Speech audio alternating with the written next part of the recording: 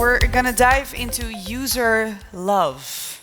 And she's gonna explain everything about that. Merel van der Leij is a problem solver at heart.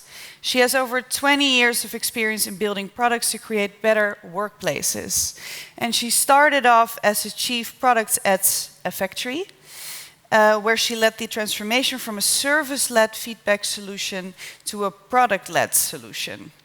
And Merel is now the CEO of Wyzetalk, with offices in Cape Town and here in Amsterdam. She has a dual focus of CEO and chief product, so with loads of knowledge about both. And she builds digital connections for the 2.8 billion disconnected frontline workers worldwide. Quite a bit. She's the author of Power of Feedback and the Untapped Potential of Engagement. And solving problems doesn't stop at work. She also said she has 3 sons. She calls them the hooligans. So I can only imagine what it's like at home. So running a business is probably easy. Her talk, user love does not equal revenue unless you design it that way. Please welcome Merel van der Leij.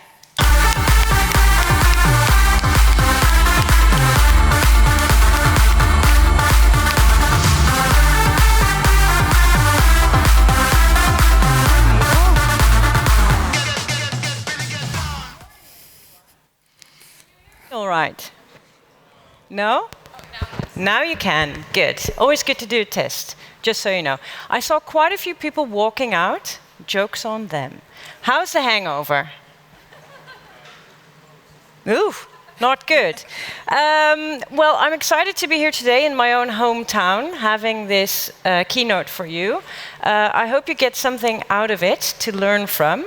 If not, please find me afterwards in the speaker corner and we can chat more so I can work on that knowledge side. Before I start, let me gauge my audience. How many UX or UI people in the room? Oh, a few. Be loud, please. We need it. Any product people? Excellent. Any CEOs or founders? Oh, you're such a quiet bunch. I'll ask you another question later on, right? Get into the groove a bit, please. Let me actually press the button, but it doesn't.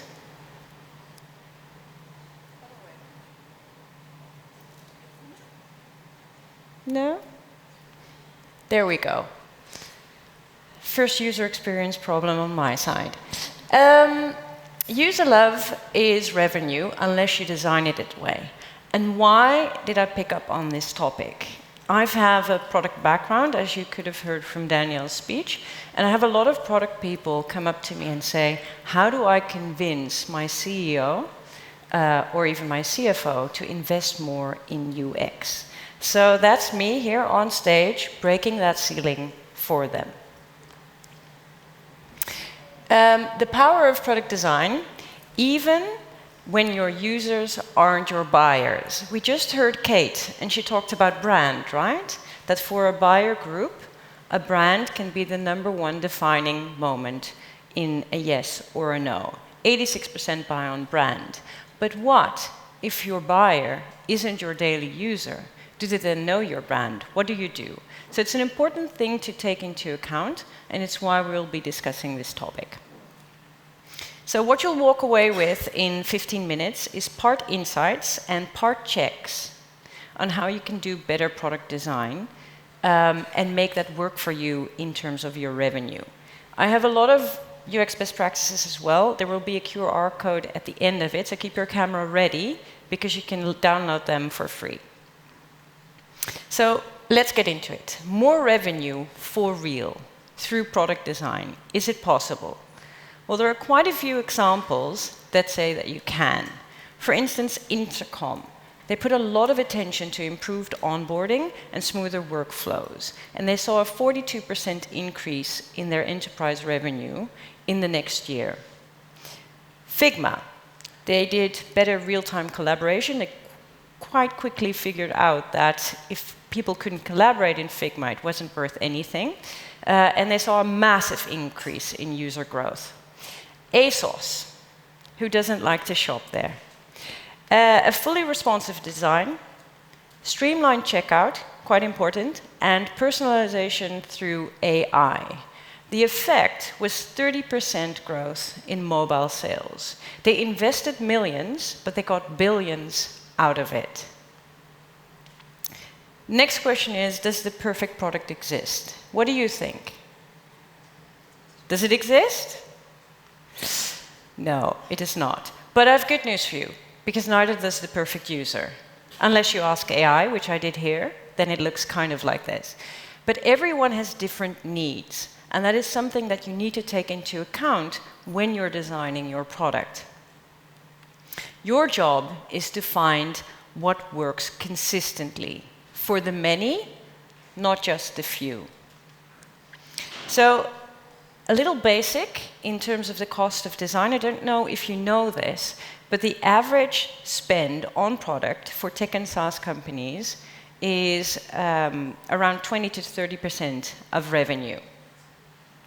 If you split that up, 50% of that goes to development, 18% goes to product management, 12% to UX and UI, and 20% goes to product maintenance. Unless you have a slightly older product, then more is allocated to figuring out that legacy. So the question is, 12%, is that going to cut it, you think, if you want to drive more revenue? I don't think so. And what you've seen in examples before is they prove that actually if you put more attention to it, you get more out of it. And when I say that you need to increase your investment in UX and UI, it doesn't necessarily mean people. Who was here yesterday? Anyone at Joris Dieben's talk on product? Excellent. So he also mentioned that there is a slew of AI generations, but also software that can help you in your UX research, in your product management, in your product design. Make use of that. That will lower your investment cost, but maximize your output. Some basic levers, well known to product people, but less product people in the room than CEOs, so it doesn't hurt to repeat. Great UX has an impact on conversions, so you'll improve your conversion ratio. At the same time, it makes sure that you can retain your users. Importantly, it increases user-based growth. When people love your product, they'll use it more and recommend it more. And lastly, I don't know if there are any CFOs in this house today. Are there? Financial people? Yes, there you are. Great work. It can significantly lower your support costs, because an intuitive design means less mistakes, less friction, meaning they'll move through your product without the need for support. And that can significantly reduce that cost. So ROI right there. I would take this picture, bring it to your CEO and CFO. And that is not just theory, but what you need to do is apply it. If you don't, it won't work for you. So what do you need to know first? You need to map your audience. And that starts with some questions. So first of all, what's the value for your user? Figure that out. Secondly, do you create revenue from users or seats, or even from usage or outcome? As we learned yesterday from Kyle as well. Last question, is your buyer your user? And it's an important one, because that brings us to today's paradox, the business to employee solution, otherwise known as when your users aren't your buyers, and vice versa. So let me show you a typical buyer of ours. I don't know if you recognize this as a typical buyer. A CEO, senior leader, large company. I know it's not a very diverse image, but let's face it, neither is the working world. He's very likely called Peter even, I think. Right? Then a typical employee. He could be a user of your system, but he could also be the one that needs to convince Peter to buy your product for him. Anyone recognize Peter or Joe? Let's call them that. Yeah, you do? All right. So let me give you a little insight into our typical user. This is Issy. He's a blue-collar worker. Anyone here cater to blue-collar workers with their product? I saw one hand. I will find you after. We need to kind of share notes. They live in different realities, as you can imagine. Quite literally so in this case, in our case. Which also means they have different needs and different problems, and in some cases that can be a very big gap to bridge with your product. So let's have a look at needs for all in this case. So Peter, we heard, I think it was Kyle as well, who talked about the 3 R's, right? What's important to a CEO, executive level, is the 3 R's: risk, ROI, and reputation. And that goes for Peter. Anything that hits his bottom line in a positive way, you have a higher chances of converting. Joe wants to work more efficiently. Reputation is a thing for him as well. You don't want to lose your job. And he wants to have less frustration. Issy, on the other hand, he just wants to get home alive at the end of the day. And that is not a joke. That's reality. If in the meantime they can get easy access to information and knowledge, that really increases his opportunities at work and in life. So that's a good thing. So the ultimate design, in that sense, incorporates 3 things: the needs of Peter, Joe, and Issy. That starts with daily value for the many users. Then it gives you transactional value for the few users, the Joes of this world, also known as super users most often. And thirdly, you need to have visible value for your buyers, for Peter. So how do you design for buyers or with buyers in mind? You need to make sure that you apply the right lens when you look at the product design. For each one of them, apply their lens of needs and see whether it ticks their boxes. It doesn't necessarily mean that your product needs to cater to all 3 equally, because not everyone will use your product equally, but don't forget to incorporate their needs. Your product's job isn't just to serve users, it's not just to serve Joe and Issy, it's to make sure that they can prove to Peter that Joe and Issy really need it. It proves value to them and to him. In other words, you need to convince. So when you build a solution at first, you don't always get it right, specifically as a startup. Let me give you very quickly some examples. Early Workday did really well on compliance control and reporting, but had a horrific UX at first. And the result was low adoption. They fixed that, doing much better right now. Early Trello had no ROI visibility for the buyers or C-suite, but it was loved by their users for their frictionless UX. And that meant that IT had to host shadow and duplications just to make sure that they got the data out of it that they needed to prove its value. Then we have Zoom.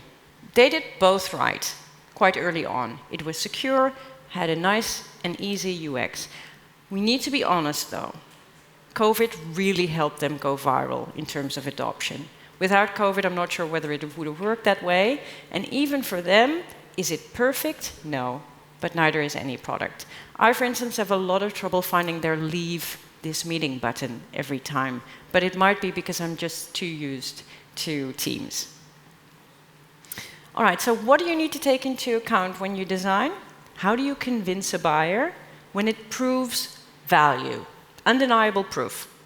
Secondly, when it costs less than it saves. Makes sense, right?